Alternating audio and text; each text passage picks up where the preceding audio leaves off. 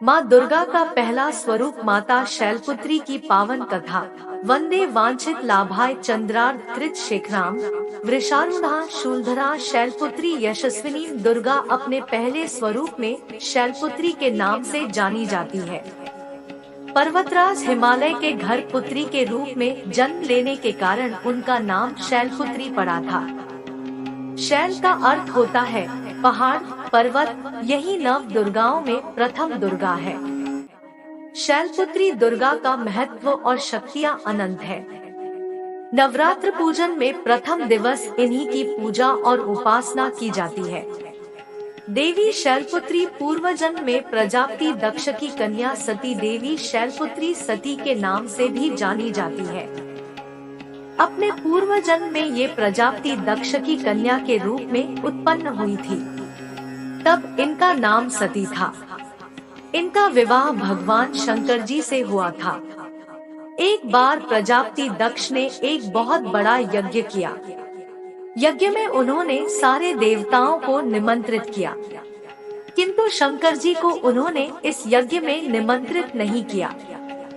सती ने जब सुना कि उनके पिता एक विशाल यज्ञ कर रहे हैं, तब वहां जाने के लिए उनका मन विकल हो उठा। अपनी यह इच्छा उन्होंने शंकर जी को बताई। सारी बातों पर विचार करने के बाद शंकर जी ने कहा कि सारे देवताओं को निमंत्रित किया गया है, उन्हें नहीं। ऐसे में वहां जाना उचित नहीं है। किंतु सती का प्रबल आग्रह देखकर शंकर जी ने उन्हें यज्ञ में जाने की अनुमति दे दी।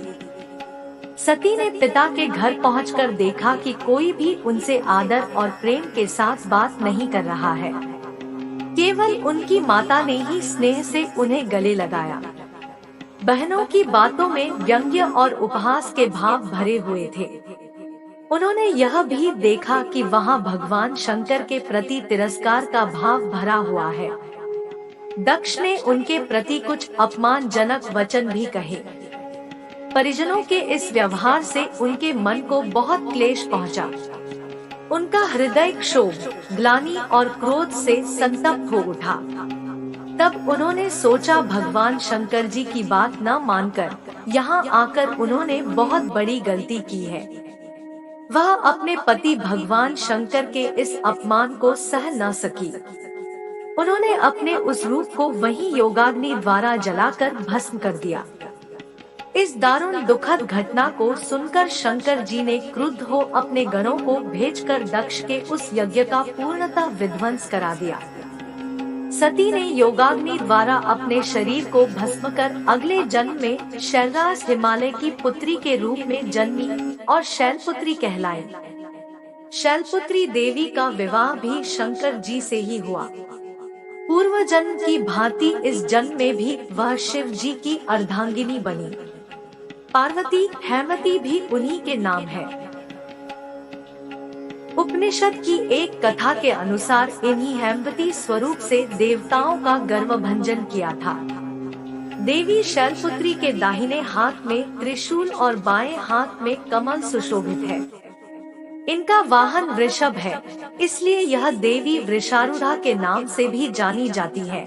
माँ के इस स्वरूप को सौभाग्य और शांति का प्रतीक माना जाता है।